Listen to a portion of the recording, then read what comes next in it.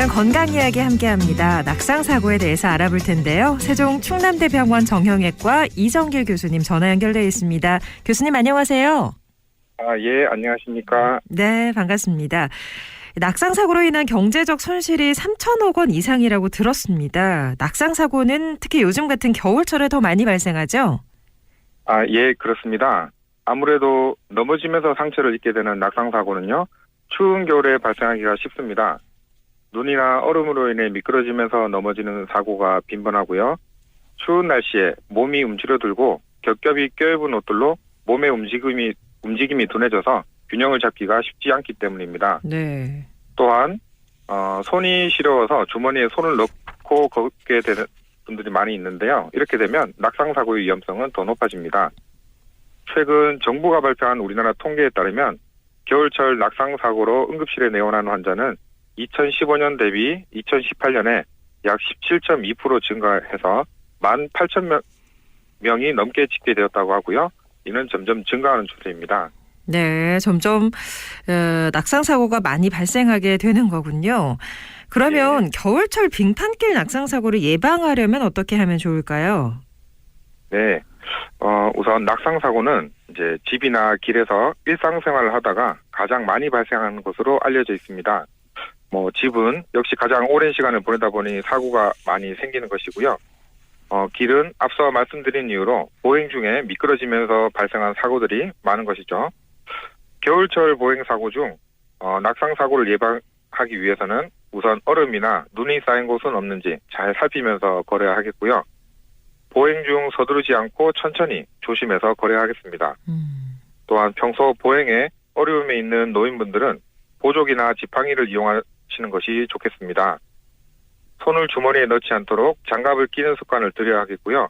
과음을 하거나 어지럼증을 유발하는 약물을 복용 시에는 주의가 필요하겠습니다. 또한 최근에는 스마트폰을 보면서 걷다가 넘어지는 경우나 전동휠이나 전동 킥보드 등을 타고 가다가 넘어지는 낙상 사고가 증가하는 추세거든요. 겨울철 보행에는 각별한 주의가 필요하겠습니다. 네, 손쉬운 예방법으로는 장갑을 끼는 습관을 들여서 손을 주머니에 넣고 걷지 않도록 하는 것도 중요할 것 같습니다. 낙상 사고가 발생을 하게 되면 치료는 어떻게 진행이 되나요? 예, 통계에 따르면요, 낙상 사고는 주로 골절이나 타박상, 열린 상처, 내부 장기 손상이나 염좌와 같은 형태로 나타나게 됩니다. 물론 염좌나 타박상의 경우는 보존적인 치료로 쉽게 치료가 될 수 있는데요. 머리나 목 부위의 손상이나 골절, 내부 장기 손상과 같은 경우는 심각한 합병증을 동반할 수가 있어서 입원 및 수술적 치료가 필요할 수도 있습니다. 네, 낙상 사고는 그리고 아무래도 연세가 많으신 어르신들에게 자주 발생할 것으로 생각이 되는데 어떤가요? 예, 맞습니다. 아무래도 어르신들이 근력이나 순발력이 젊은 분들에 비해 약하기 때문에 잘 넘어지게 되고요. 또한 지병이나 평소 어지러움 증세를 가지고 있는 분들이 젊은 사람들에 비해 많기 때문에 낙상 사고에 상대적으로 취약합니다. 네. 또한 낙상 사고 후 응급실 진료를 보는 경우는 집으로 귀가하는 경우가 많은데요. 65세 이상의 어르신들은 65세 미만의 환자들보다 입원하는 경우가 약 3.5배 더 높은 것으로 나타났습니다. 그만큼 어르신들은 낙상 사고 시에 큰 부상으로 이어지는 경우가 많다는 뜻입니다. 네, 그러네요.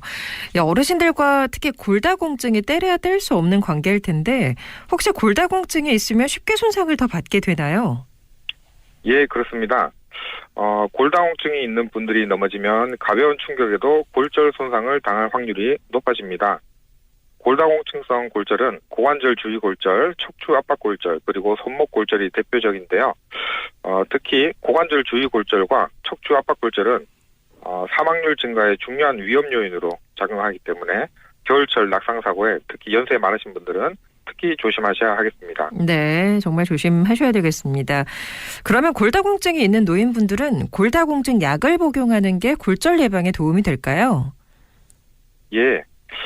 골다공증 약이 골절 예방에 도움이 되는 것으로 알려져 있습니다.